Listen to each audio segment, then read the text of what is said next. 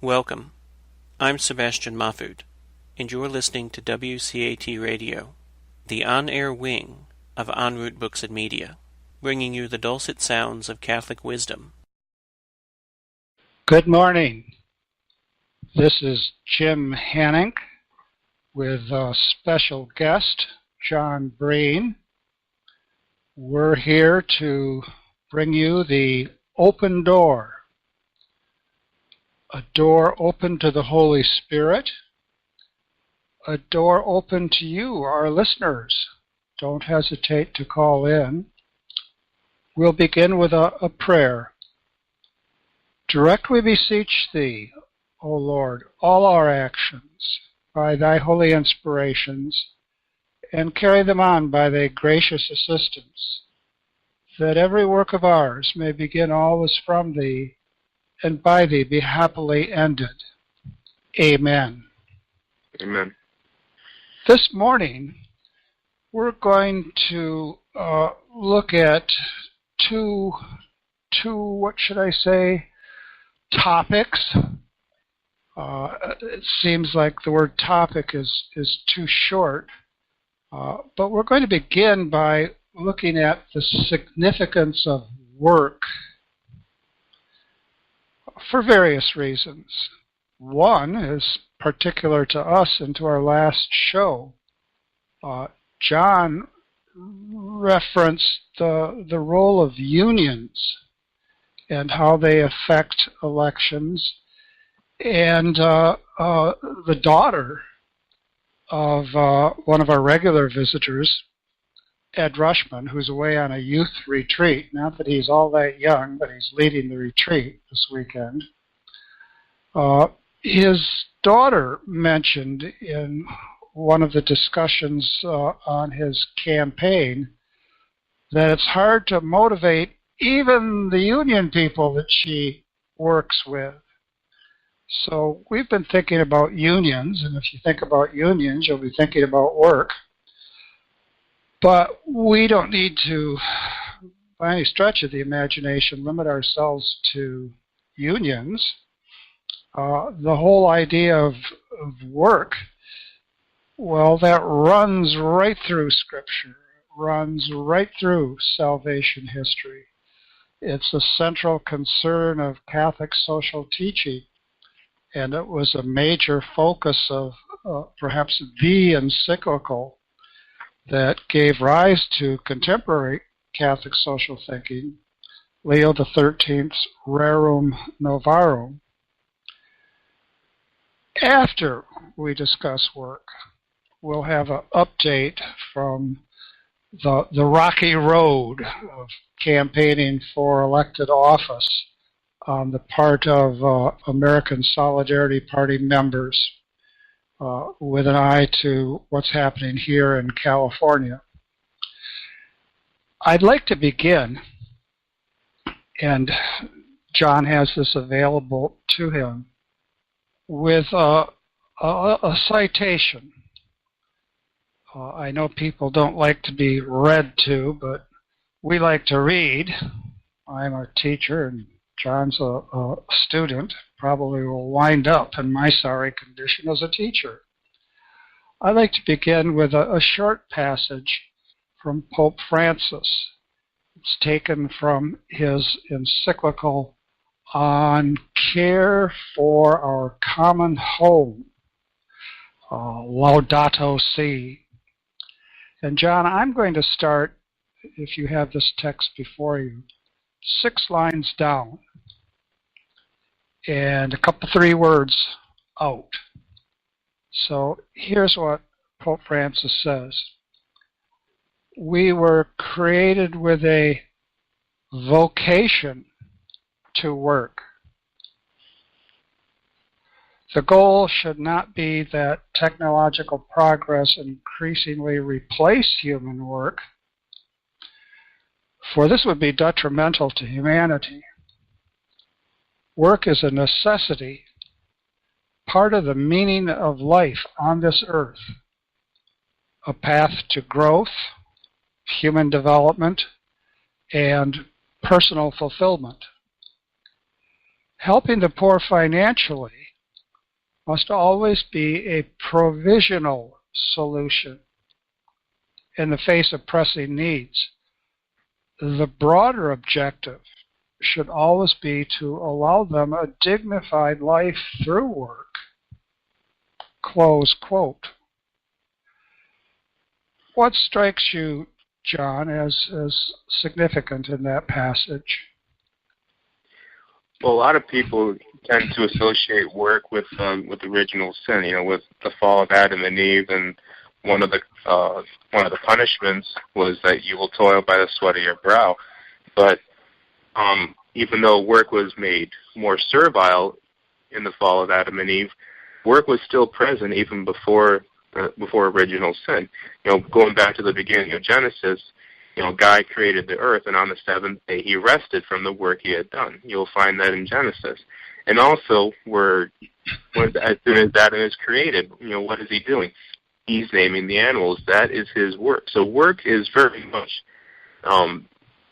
it's permeated throughout Genesis with work. That's kind of how it all begins. So work is not a curse. Actually, right on the opposite, it is a blessing. Work became more servile through the fall of Adam and Eve, but even then, there's still the redemptive aspect of work. So when we talk about work nowadays, people associate that with living, which is very, very true. But work also, in addition to supplying your daily needs, the needs of yourself, the needs of your family, it also completes you in one sense, because you should be happy in what you're doing. In addition to the satisfaction that you are providing for yourself and for your family, you also feel fulfilled. You're fulfilling your vocation as a worker. It's the old saying that if you find a job that you love, you never work a day in your life. Which has some truth to that as well. I noticed you qualify that with some truth.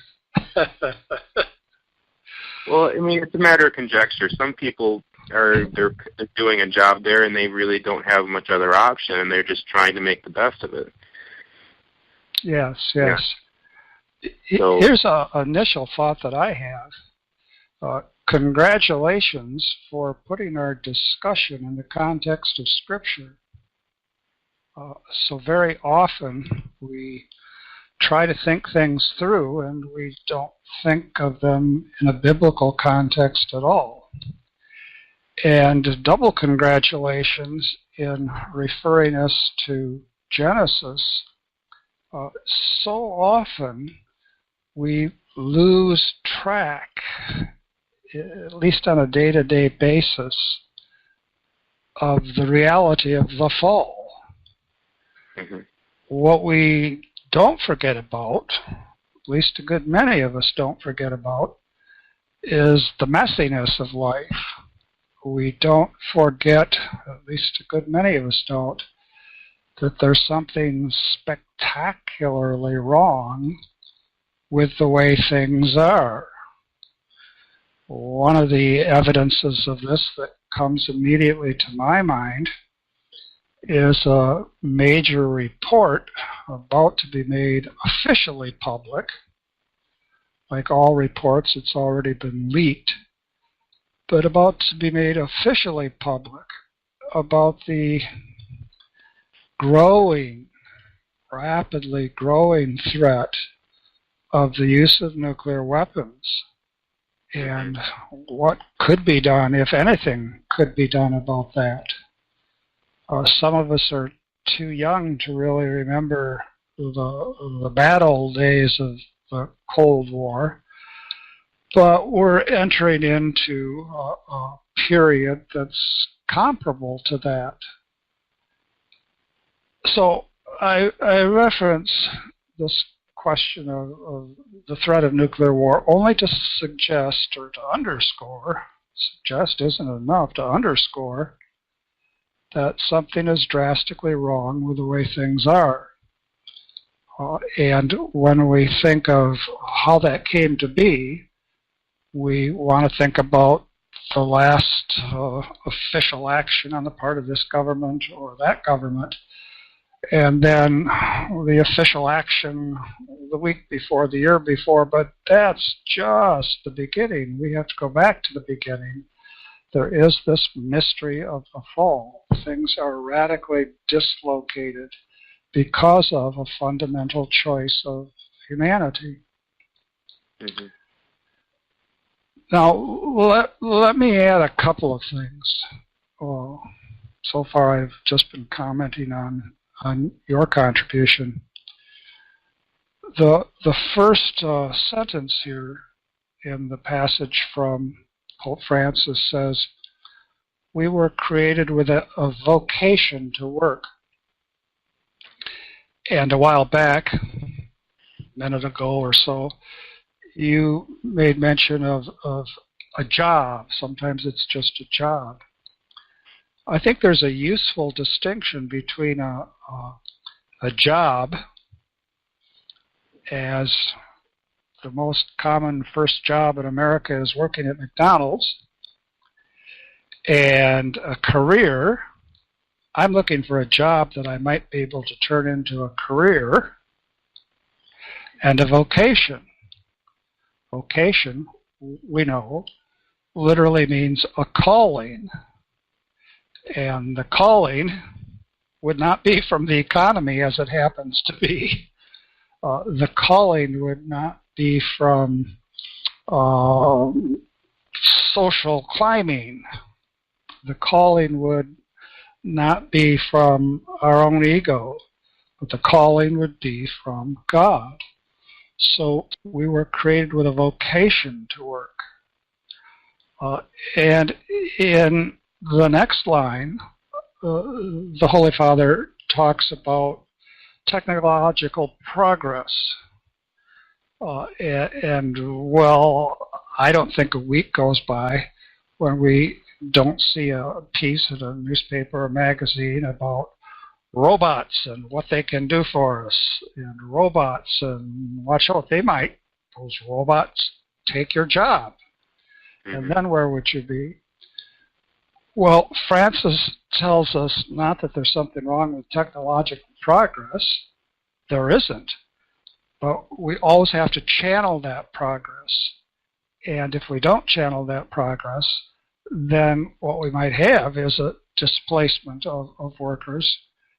And what we need to do is to have real education that enables people who are displaced. Once upon a time, I remember John F. Kennedy giving a speech in Grand Rapids, Michigan, where I was just a young lad. And Kennedy's speech was about automation and what automation might mean in Michigan, the land of General Motors and Ford and so forth. Well, automation meant incredible change in the lives of those people. Now what we have is something far beyond automation, and we need to be alert to it. And then there's one. Yes, go ahead. I'm sorry. It was my bad. There certainly is a fine line between technology assisting industry and basically dominating it. So not only does the people have the threat of losing their jobs to robots and other technology, but the job itself loses the human element, the human interaction that goes on there, which a robot or a machine can't provide on its own. You know, and a classic example is with photo enforcement. You know, like with what the police are using with photo enforcement, they take in surveillance to another level, and they're using it to enforce traffic violations. So basically, in the photo enforcement here, what we mostly see is right in the intersections where if you make one false move, or you're just a second off of making a go on a red, then you're charged $100. It doesn't matter who is driving the car. What matters is who owns it. In a normal case, a policeman who sees that will just automatically kind of let it go unless he's supremely bored, because that is just a human error. That's the human element. We can't automatically be perfect all the time.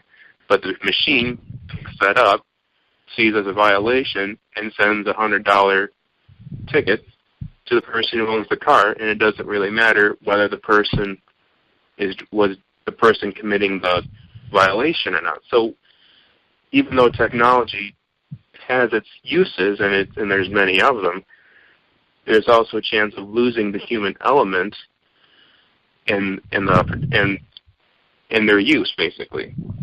So once the human element is gone, there's inflexibility and there's no room for discretion. I certainly appreciate your example, John. Not so very long ago, let's say 2 years ago, I was driving along, minding my own business, a mere 2 blocks from where I live, and I made what's called a California stop. Oh, yeah. Now, that California stop is more of a roll than anything else. And, I made a right turn after a California stop. And I was headed for Smart and Final, the grocery store, which was, 3-4 car lengths in front of me. Well, all of a sudden there was a flash, and I knew that I triggered the automatic cop, not on the beat, but on the street light. And before I was done, it was more than $100, because in order to avoid a boost in my insurance, I had to do this, that, and the other thing. And I'm not exaggerating. It was more like $600. Well, wow.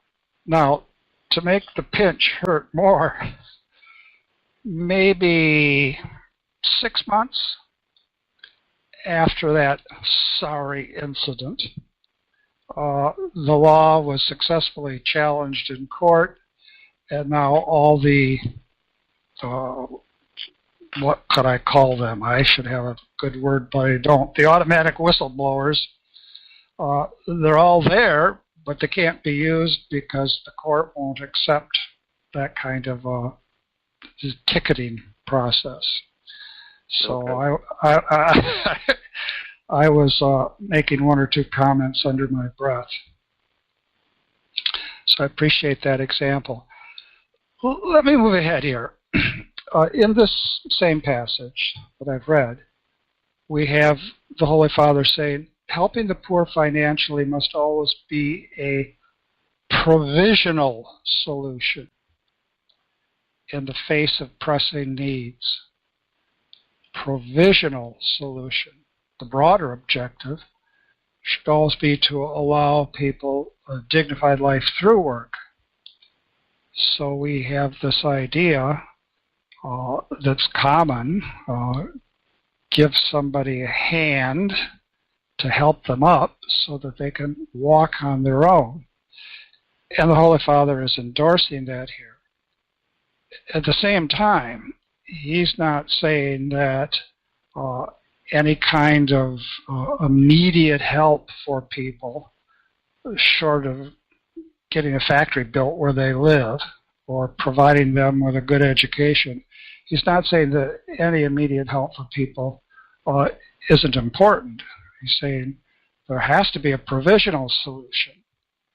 I very well remember Mother Teresa saying in response to criticisms that she was just giving people a fish. She wasn't teaching them how to fish. She said, and this is pretty close to the language she used, she said, if I don't give them a fish, they won't live long enough in order to learn how to fish. And that's certainly the case. Well, let me go ahead then and move back a bit from Pope Francis to Pope Benedict's encyclical Charity in Truth. And we have a short passage from that. In many cases, Benedict writes, poverty results from a violation of the dignity of human work, either because work opportunities are limited through unemployment or underemployment, or because a low value is put on work and the rights that flow from it, especially the right to a just wage and to the personal security of the worker and his or her family. What do you see there, John, that you'd like to comment on?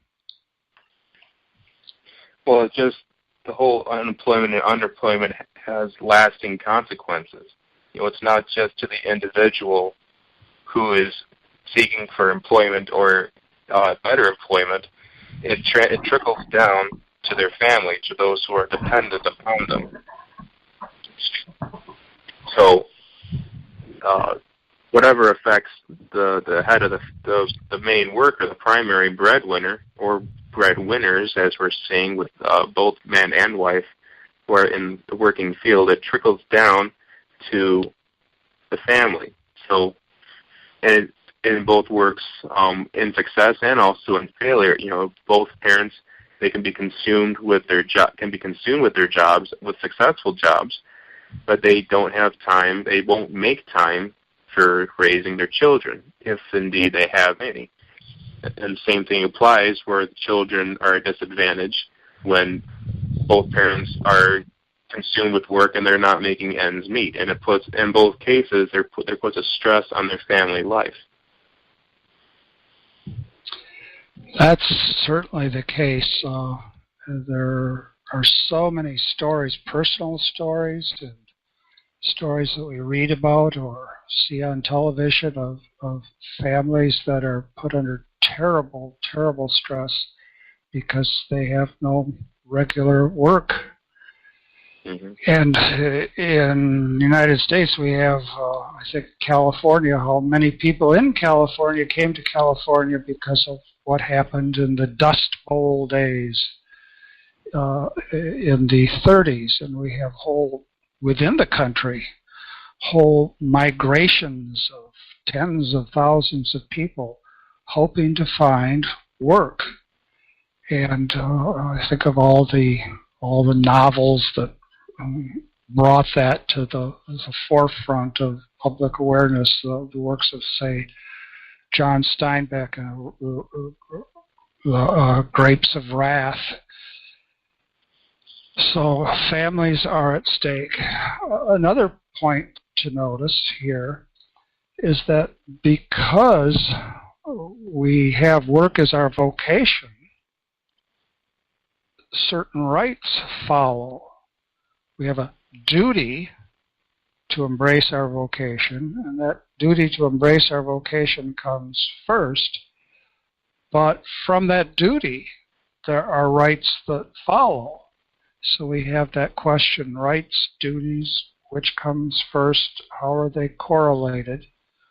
Well, here we're speaking of the rights of workers, but the rights of workers follow from the duty they have to follow their vocation, and of course the duty they have to raise their families. So among those rights, of course, we see a right to a just wage and personal security. And I think very, very, very often labor disputes focus on a just wage without looking to the larger context. And very, very often labor disputes focus on the personal security of the worker while working. You think immediately of people who have worked in coal mines, and we might think of the security of police officers as well. Or I think here in California, we have what's called Caltrans, and there are more injuries to people working on the highways than there are to police officers. That's just an example that comes to mind. Well, let's move then from Francis to Benedict to John Paul II, Saint John Paul II. This is a short passage from Centesimus Annus, that is to say the 100th year. The 100th year, what's the 100th year? The 100th year of? It's the 100th year, yes, of the encyclical that we noted a short time ago. So John Paul II writes, "The obligation to earn one's bread by the sweat of one's brow," there's the reference to Genesis, "also presumes," now how did that start? The obligation to earn one's bread by the sweat of one's brow also presumes the right to do so. A society in which this right is systematically denied, in which economic policies do not allow workers to reach satisfactory levels of employment, cannot be justified from an ethical point of view, nor can that society attain social peace. Thoughts on this, John? Well, with the obligation, since people have a duty to supply their needs and their needs of their dependents, there also goes the right to work. But with this being said, actually, I just lost my train of thought. That happens. That happens in the train yards all the time. I think it went off to the left or the right. Well, I'm not that familiar with Detrimental Annus. I'm more familiar with Rerum Novarum. I've gone over that text many times, but that was in class, was it? Yeah, it was. That was back when I was in Canada. It just covered the Detrimental Annus too, but I was in subsequent classes, though, we kept referring back to Rerum Novarum because it was kind of a giant in its own right. It was the first time that a pope came out and spoke on this subject, the subject of human work, human labor. And also, while he was doing that, he was addressing the threat of communism and socialism. And what was called then, seems kind of quaint to hear it called that, Manchester liberalism. That is to say, a kind of a laissez-faire capitalism. What Leo did is say that we're neither in accord with communism, nor are we in accord with, let's be broad here, systems of development that pay no real attention to workers and that are wholly focused on profit. And he was certainly well aware of that phenomenon. Let me add a bit here. We're very familiar today with the sometimes provocatively used slogan, no justice, no peace. No justice, no peace. Now, sometimes that's used, I think, as a threat, and it's used without any broader concern for the good order of society. But it needn't be used that way. And if we're very clear about what justice involves, it's true that if you take away justice, you can't very well hope for peace. And here we have John Paul saying, now how does it go? A society in which economic policies do not allow workers to reach satisfactory levels of employment cannot be justified from an ethical point of view, nor can that society attain social peace. Actually, I just found my train of thought that I had lost. All right. And I think somebody also just joined us. Who is that somebody at 17147683109? Oh, you've outed me. Better late than never, I hope, Jim. I'll be here for a little bit. It's a rather rough day. All right. I thought you were off. I thought you were off to the retreat already. Now we're just talking about the third citation on our study sheet. This one is from St. John Paul II, and our friend John Breen was about to make a comment on that. John? Yeah. One of the satisfactory levels that I think that the Pope is referring to is also the right to own property, which is another large, very significant element in Rerum Novarum, where people have the right to own things, and since property is a means towards, is a form of wealth and also a means to continued wealth, it stands to reason that each person has to have, they need to have access to private property. And one of the hallmarks of both socialism and communism is the denying of private property, because that's considered an inequality of wealth amongst peoples. So basically, the person who has 1 acre of land is at a disadvantage because his neighbor has 2 acres of land, or the person who doesn't have land at all because he doesn't know how to handle it or manage it, he's at a disadvantage because everyone else owns land.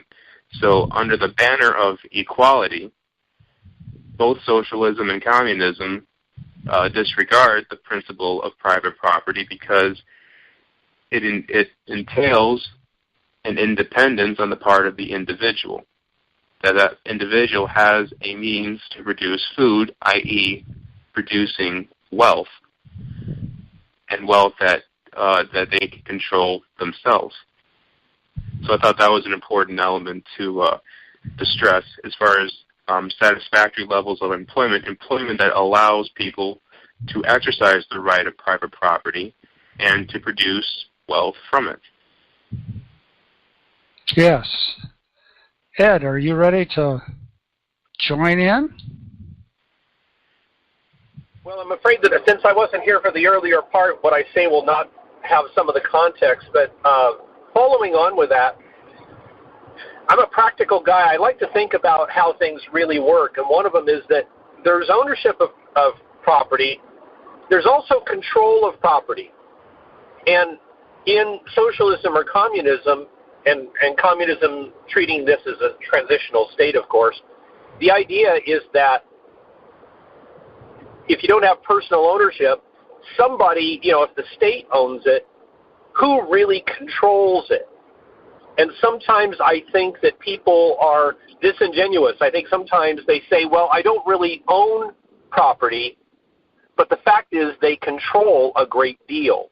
That happens in politics, certainly, where people that seek power seek to control things, not necessarily to own, because when you don't own it, you can say, hey, I'm not the owner, I'm not the bad guy, but at the same time, you're the one that controls it. And it's control that matters more than ownership in terms of impact on the poor, impact on ordinary people, and certainly the acquiring of wealth depends on control more than ownership. If somebody could get, Jim, you would know the usufruct, I believe is the word. If somebody could get the fruits of a property without having to own it, then they don't have the burden of ownership, they don't have the costs or anything else. So control, we probably should sometimes expand our idea of ownership to include control, because that seems to be the new thing now. Does that make, let me give you one other example of that. I have known people that said, I don't want to own anything, I don't want to be materialistic, so they actually had a spouse or a rich friend that owned the things, and they had the full use of those goods. And so they lived a completely materialistic life, but at the same time could truly say, I don't own anything. So something to think about. I don't know, what do you think of that? Well, let me do a historical number here. Once upon a time, there was a major reform effort in the Catholic Church known as the Franciscan Order, which order I'm all for, and which reform I'm all for. After 100 years or so, a problem developed. Great many people had given money to the Franciscans, and the Franciscans came to have property and assets. And of course, each individual Franciscan was sworn to poverty, took a vow of poverty. And, well, what are we going to say? We have these things. Well, we could say this: we don't own them, do we? No, we don't own them, but, oh, there they are. So there was a reform of the reform. And it's a commonplace to say, Ecclesia semper reformanda est. The church is always to be reformed, and this is true now as it has ever been. Well, the idea was a group of Reformed Franciscans said, no, this isn't going to work. What we should do is divest ourselves as an order of this property. It's not enough to say that each individual friar is poor. The order itself should be poor. Well, this was well received by some, not well received by others, but there was a major dispute within the church, think 1300s, 1400s, about what to say with regard to the accumulating property of orders that had taken as individual members, the vow of poverty. So this use ownership issue is a constant, and I think that's a good point that you make, Ed. Well, we have one more passage, short passage, but I think it's loaded with important ideas from St. John Paul II, and this is from his encyclical on human work, which he wrote well before Centesimus Annus. And commentators have said that in Centesimus Annus we have a reflection of his having had many more discussions with many more people coming from Western Europe than he'd had an opportunity to profit from when he wrote Laborum Exercens. Laborum Exercens is an earlier encyclical. There's always the development of thought within an individual, within a group. But think of this, and I'll read it. It's the shortest of our passages. Work is a good thing for man, a good thing for his humanity, because through work, man not only transforms nature, adapting it to his own needs, but he also achieves fulfillment as a human being, and indeed, in a sense, becomes more a human being. Since that's so short, let me read it again. Work is a good thing for man, a good thing for his humanity, because through work man not only transforms nature, adapting it to his own needs, but he also achieves fulfillment as a human being, and indeed, in a sense, becomes more a human being. John, you've been getting us started admirably. Could you do that again? Sure.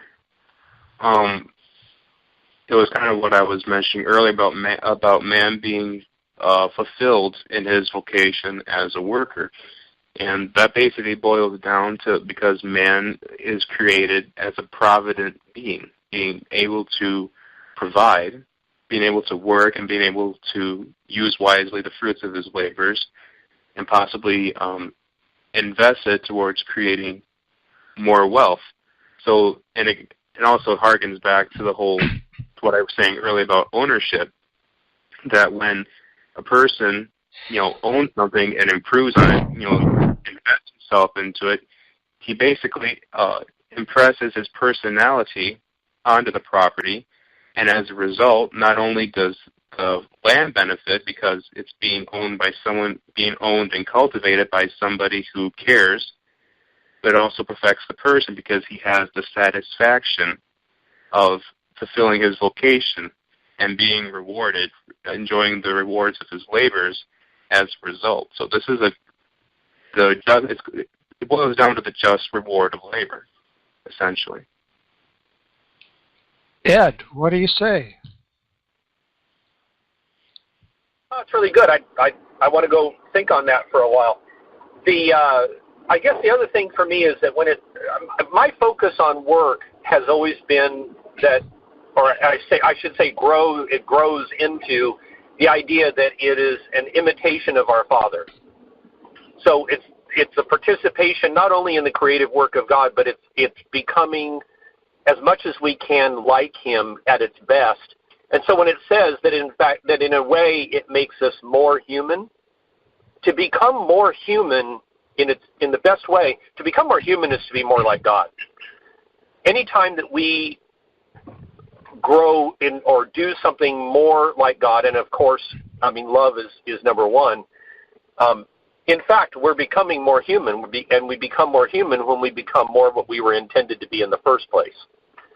So I think of that a lot in work. The work that I do, I very rarely, it does happen, but I very rarely really create a good. Most of my work is organizing and helping, 5 or 10 or 100 other people work together in harmony and organize their work in a way that we achieve something together that's a good. And even then, a lot of the time it's things to do with computers, and they're not as tangible as building a desk or something. It's so nice to be able to work with your hands and do that. But having said that, I know the enormous satisfaction that I get. For me, it's not so much a sense of pride. It's knowing that this thing exists that did not exist before. And I think when I see that, I have just the slightest inkling of the joy that's within God when He creates, at the highest, people that then sometimes go off and do good things. There must be just so much sense of satisfaction and joy in seeing something that one has created. I know that satisfaction for me is actually a pretty good reward, but because we're human beings and we like to eat and sleep, we need money or some way to do those things, so we get paid, and that's a good thing. But I'd probably do a lot of the stuff that I do not getting paid for it if I didn't have to worry about money, just for the sheer joy of doing it. You might say the joy of sharing in creation, in bringing about a richer existence, in bringing about new things. Let me add a couple of ideas to this short passage, background ideas. We have here the Holy Father talking about work transforming nature, and then work transforming the person working. And that connects with a distinction that he makes in a lot of his writing between what's called the transitive dimension of an action and the intransitive dimension of an action. An action has a transitive dimension insofar as it goes forth and affects the environment around the actor. And people who like grammar might remember this idea of a transitive verb takes a direct object. So we have the transitive dimension of work, and then the intransitive dimension of work, how the work affects the subject, the person working. And in the encyclical Laborum Exercens, the Holy Father very often uses a simple analogy. In a way, it might be too simple for most of us today to his workbench. And there, of course, the worker has a feel for the work that's being done, can see the transformation of what he or she is working on, and is ennobled by this work. And it's very important, the Holy Father says, that the worker have control of his own workbench. Now, if we're looking for stark contrasts, the most popular cartoon today about work life is Dilbert.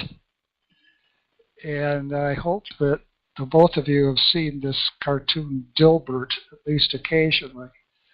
It's syndicated all over every sort of paper, and it has to do with a software engineer named Dilbert and his pointy-haired boss and his co-workers.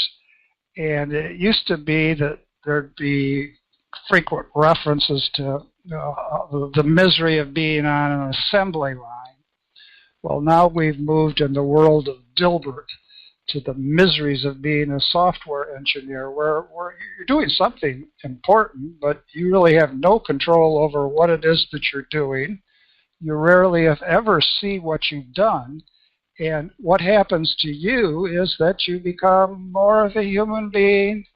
It wouldn't seem so. In a way, you become less of a human being, a cog, a smart cog, but a cog nonetheless. And of course, it takes a great deal of capital to maintain the kind of firm that can hire all sorts of computer engineers. And that's the kind of capital that is actually destructive of the person rather than helping the person to achieve his or her full potential. And there's an even deeper level to this distinction between the transitive and the intransitive. And I'll just put this out, and then I want to shift away altogether from work to the campaign trail. There's an extraordinary line in classical philosophy that takes us back to Plato. And in Plato's Republic, he contends that it's a terrible thing to suffer evil, terrible thing. No one ought to dismiss the suffering of evil, but it's a greater wrong, a greater harm to do evil. Terrible to suffer evil, greater wrong to do evil. And why is that the case? It's really this transitive, intransitive dimension. When you do evil to another person, you yourself become evil. You yourself become evil. When you suffer evil, there might be a temptation to then do evil, but the suffering of evil doesn't make you an evil person. Whereas doing evil, especially insofar as it becomes habitual, makes you an evil person.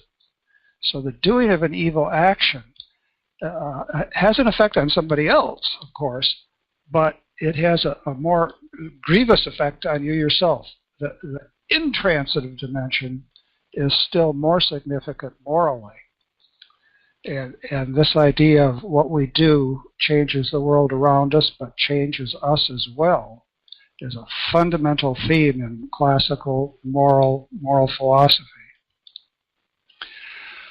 Well, enough philosophy. We've got 10 minutes here, and we've got at least 10 minutes of reporting from Ed on the triumphs and trials and tribulations of running for office today.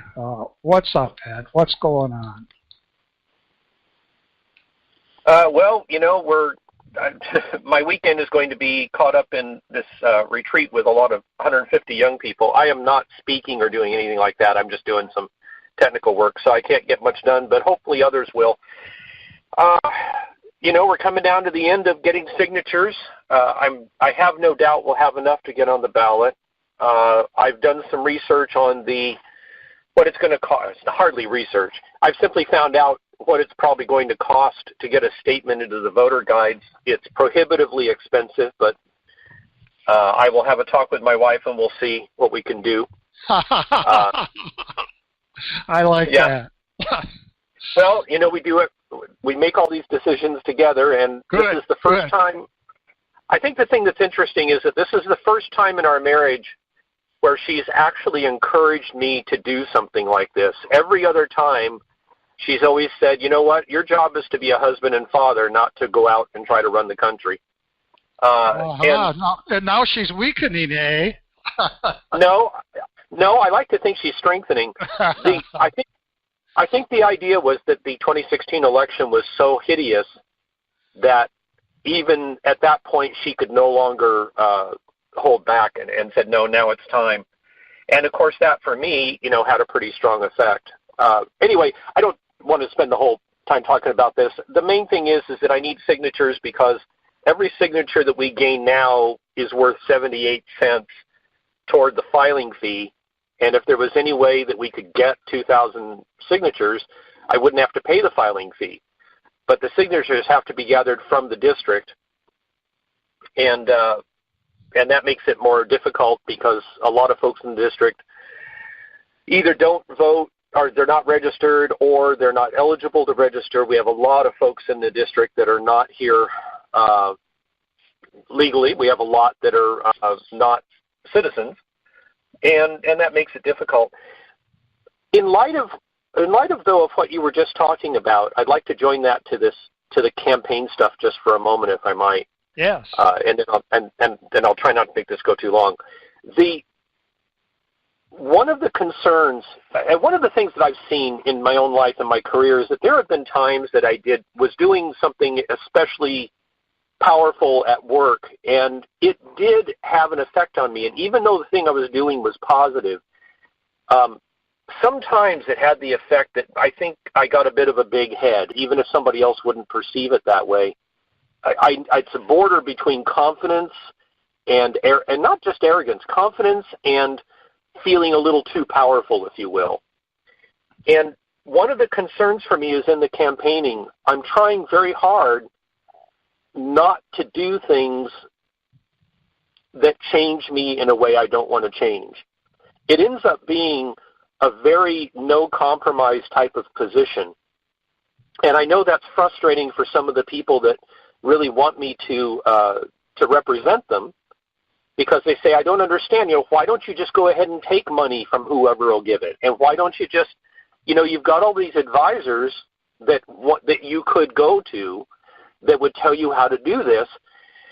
And it's like, yeah, but then every time I do that, I chip away a little bit of who I am, and I chip away a little bit more of what I have to offer, because all I have to offer is myself. And if I let the campaigning change me, and you'll know the Hebrew reference, the rabbinic reference in this, folks, how much more, if I let it change me in the campaign, then how much more would it change me in office? I simply cannot afford to compromise on some things. And as I've said many times, I would rather lose than do it wrong.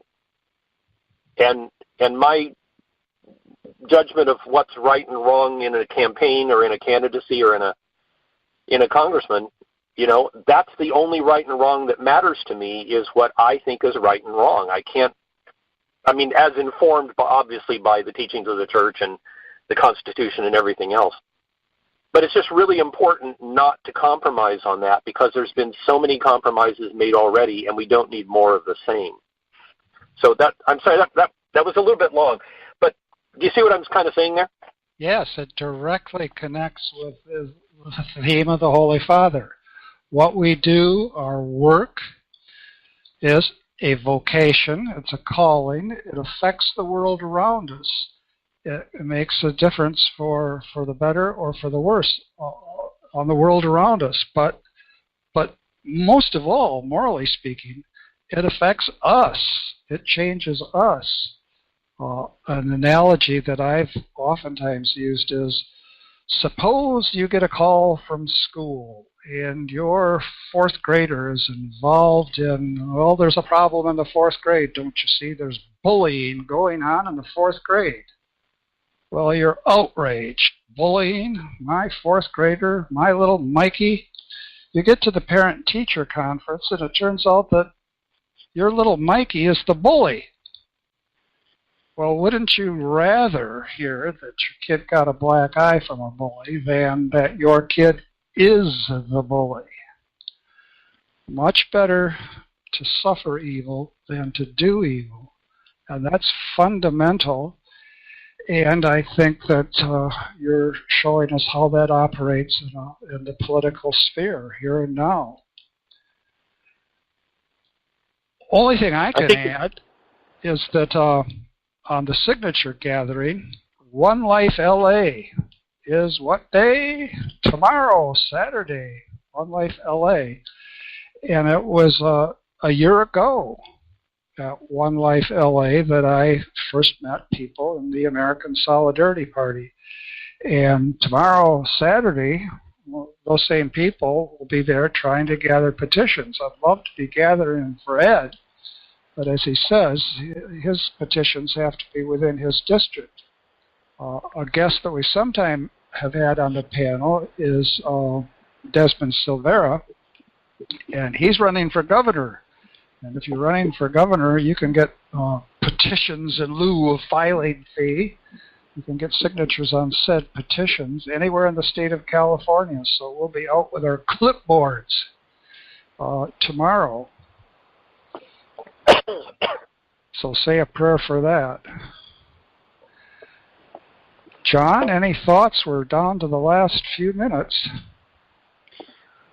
I had a question for Mr. Rushman.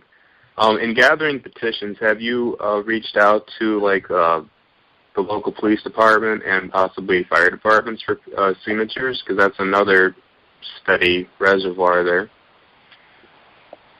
That is so brilliant. And in fact, I had thought about going down to the police department. I was going to go down there and see if I could get an opportunity to actually talk to a group of them.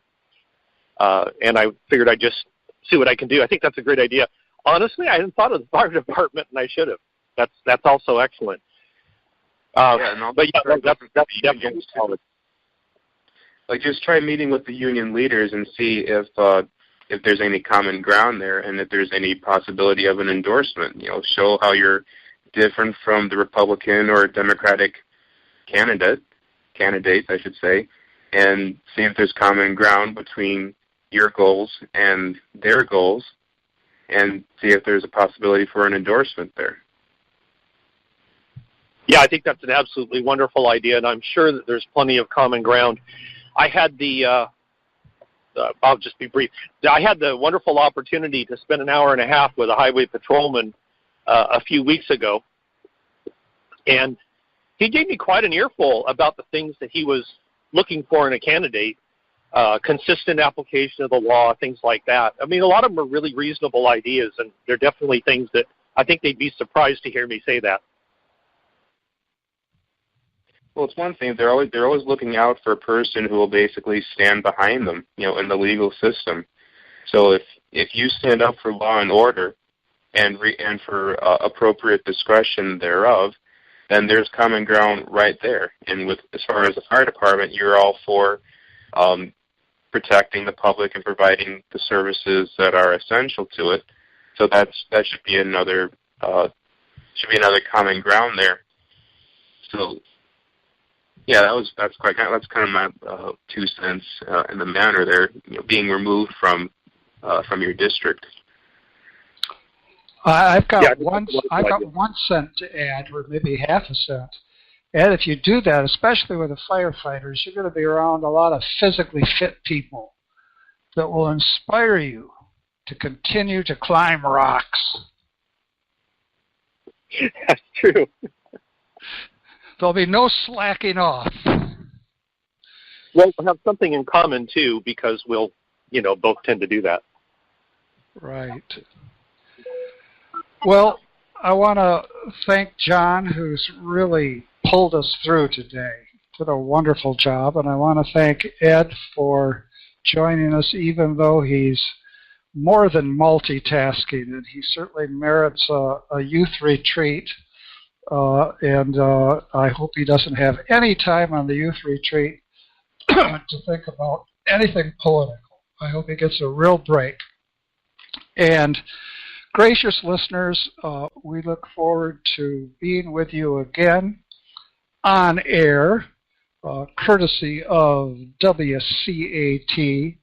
Next week, we'll be addressing another basic issue in Catholic social teaching, the issue of shalom, peace in the fullest and richest sense. And peace, has been defined by St. Augustine as the tranquility of order.